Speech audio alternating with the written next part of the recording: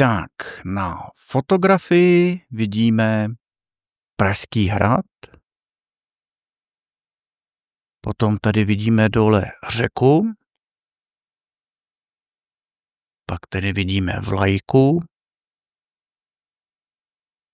a pak dál vidíme domy. Řeka se jmenuje Vltava.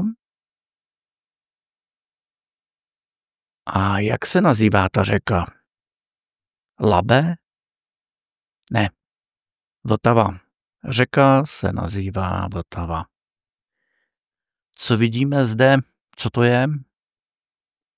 Je to bytovka? Ne, je to Pražský hrad.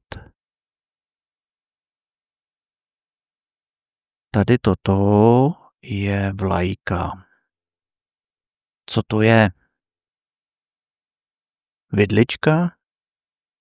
Ne. Toto je vlajka. A přesně je to česká vlajka.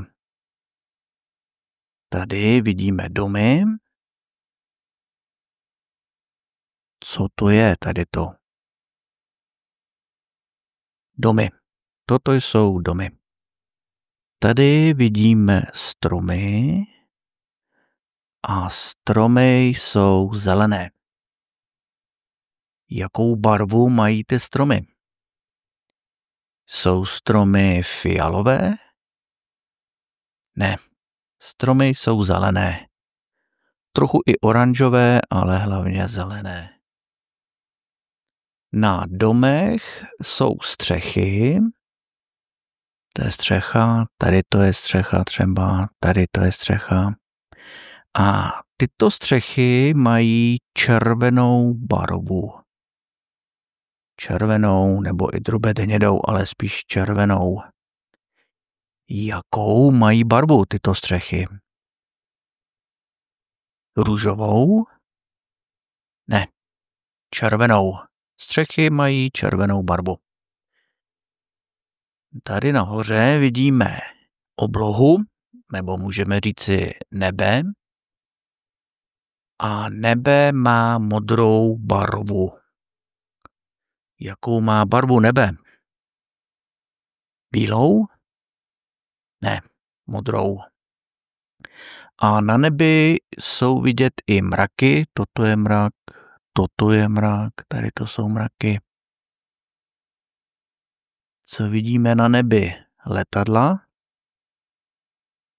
Ne, mraky. Na nebi vidíme mraky. A celkově na fotografii je vidět, že svítí slunce. Je vidět na fotografii, že je noc? Ne. Na fotografii je vidět, že je slunce. Je vidět, že je den. A to je všechno. Ahoj.